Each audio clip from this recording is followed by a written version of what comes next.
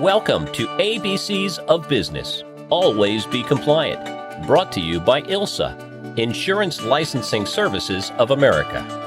And now here's your host, Doug Foresta.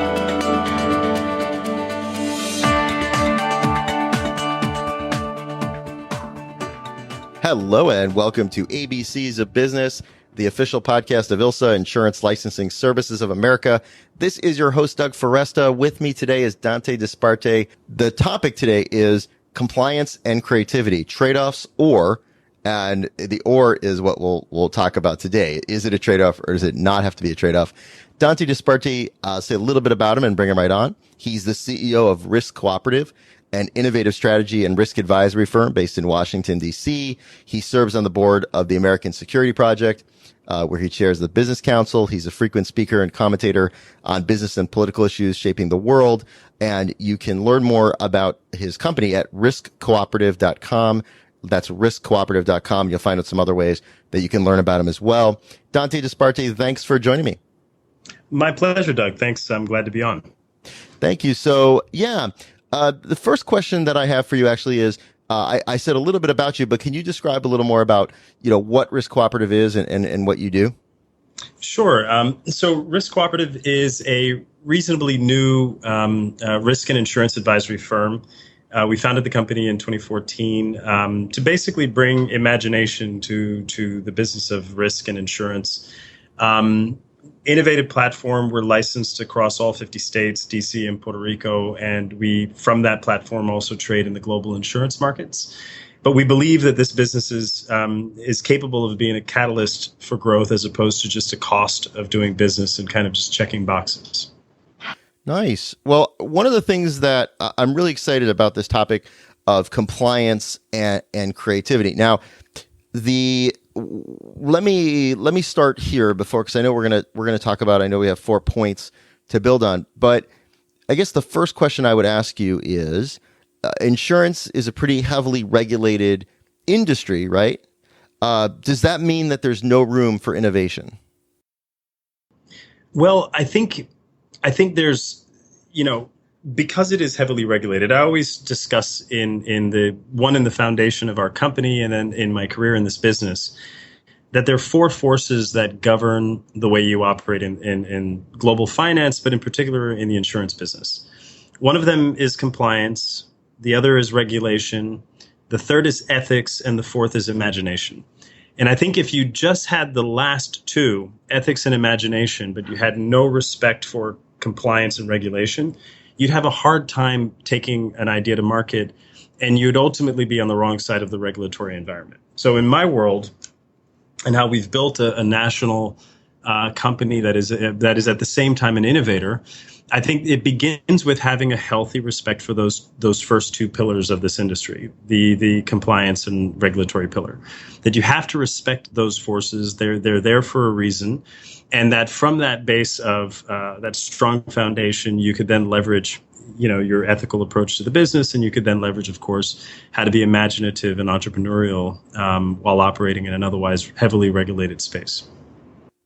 So maybe we can dig into each of these points and see how that impacts, or how that would, impact someone who's listening to this and, is working in the insurance industry. So maybe you can, let's start with maybe the first two, the regulation and compliance.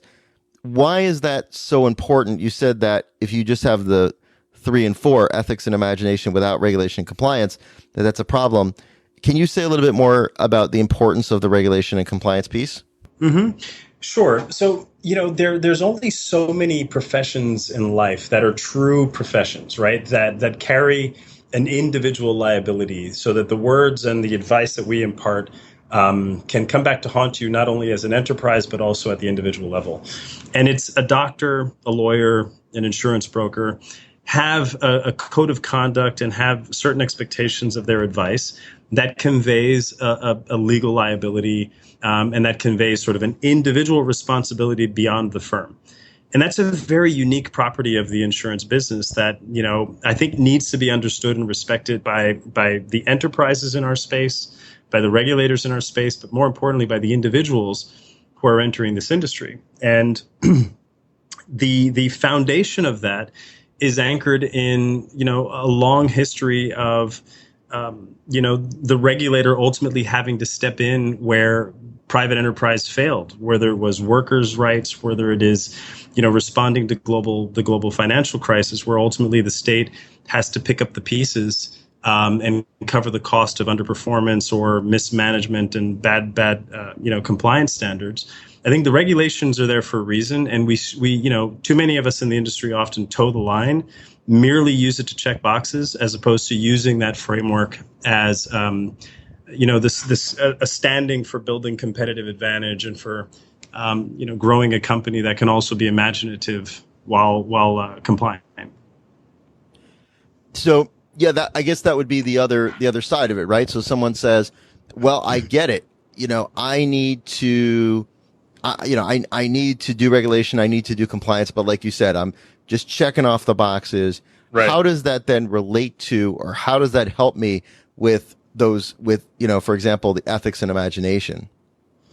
Well, because I think, there are a couple of recent examples. I was trying to avoid naming names, but there were a couple of recent examples of companies that became quite big particularly in healthcare in the United States that, maybe might have done the minimal requirement in terms of checking regulations, but the rest of the way they were growing the business was largely very entrepreneurial, technology driven, but without sort of a respect for how the business is to be conducted. And the first couple of speed bumps later, you start to really harm your opportunity to grow a company in this business if you really don't anchor it from the very beginning in a platform that is regulated and compliant. And unfortunately, a lot of business people think of those two things as almost bad words, and that what we need to do is the minimal requirement, and then from that point of view, we can continue growing. I think, in fact, regulation and compliance need to be treated like core common operating principles. And from that platform of strength and from that platform of compliance, you could then start to build out,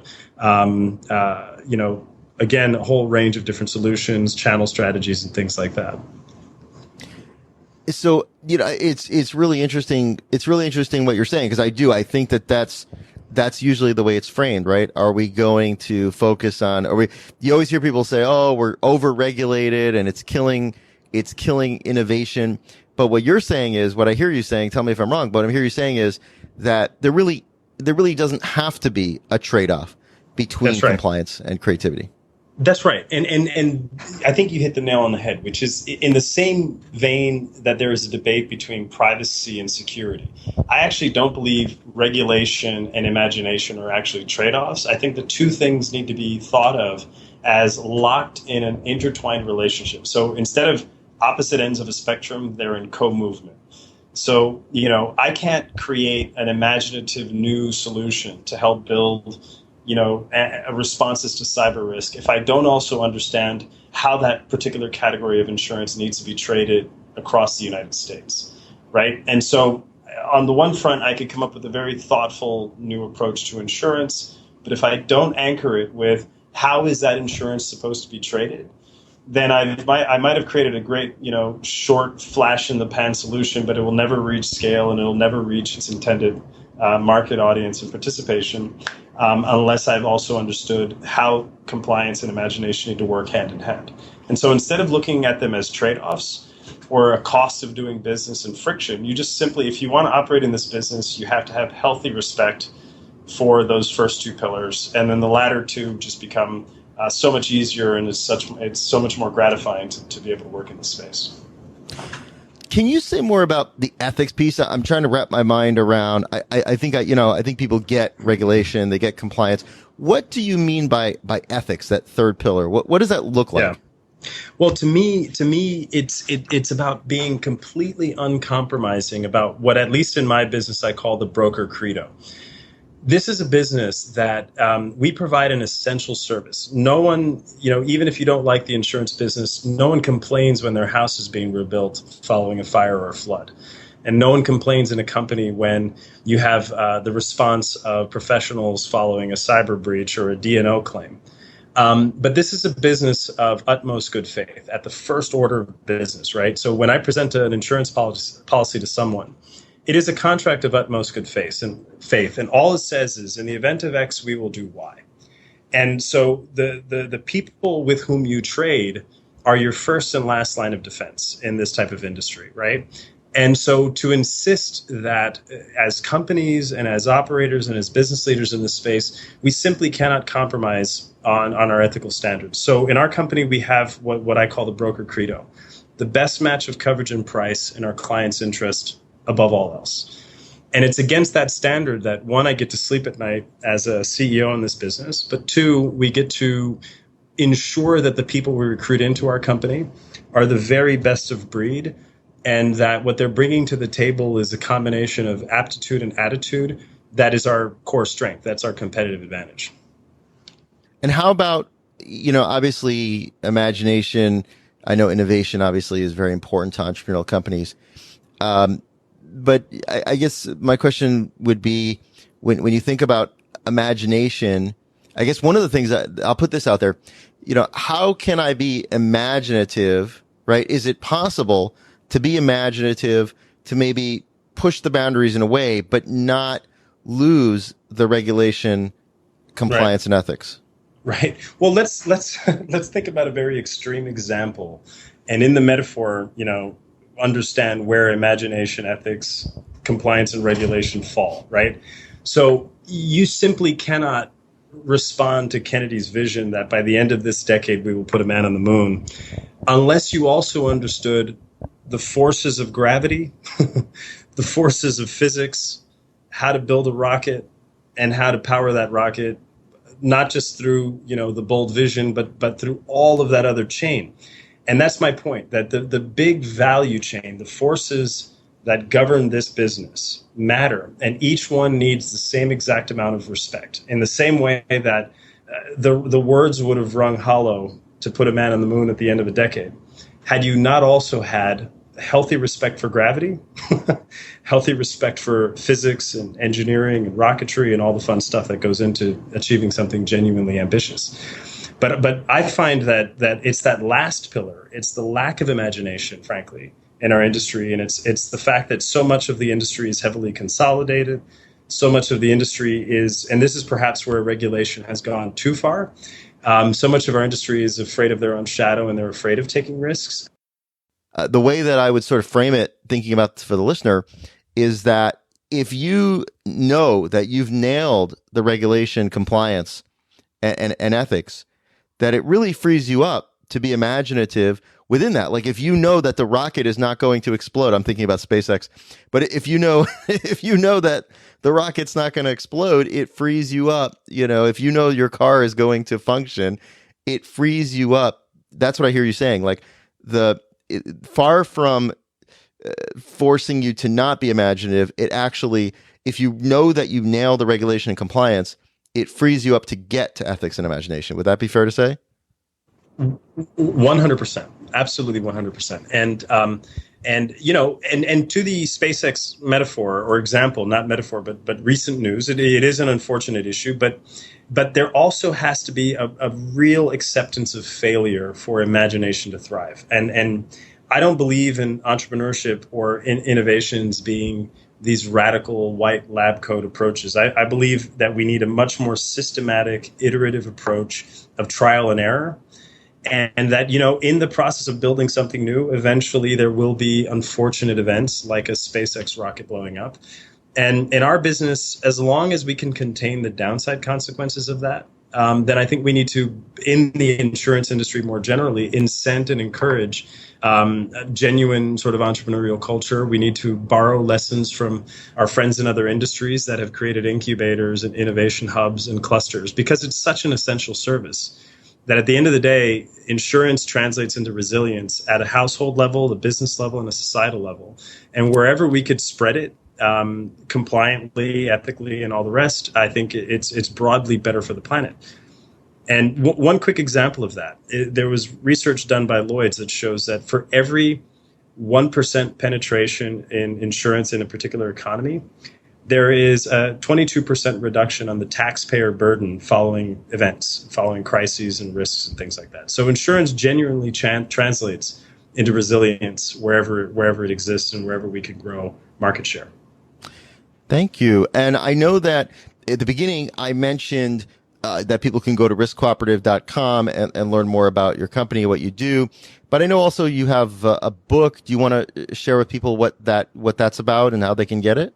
Sure. I'm happy to. Thank you for reminding me of that. So the book is titled Global Risk Agility and Decision Making. It's co-authored with one of my colleagues, Daniel Wagner, and it's available now. Published by Macmillan, but available on Amazon and a wide range of platforms. And what we delve into in the book is this notion that we need to move well beyond risk management and achieve this standard of agility in the face of very complex and very interconnected risks, whether it's cyber risk, climate change, socio-political risk, and others. All of these things are coming home to roost. And that the old regime and the old way of managing risks, which was much more passive and all about aversion, needs to evolve, and we need to take on risk head on and confront it. Thank you so much. And how about any other ways that people can reach you? Social media, any of that fun stuff? Yeah, well, I suppose I'm at some level out there. I'm on social media, on LinkedIn, Twitter, and then our company website more generally is probably the best way to follow the work we're doing. Dante Disparte, riskcooperative.com. Thank you so much for joining me today and for sharing your words of wisdom. Thank you so much. Appreciate it, Doug. Thank you.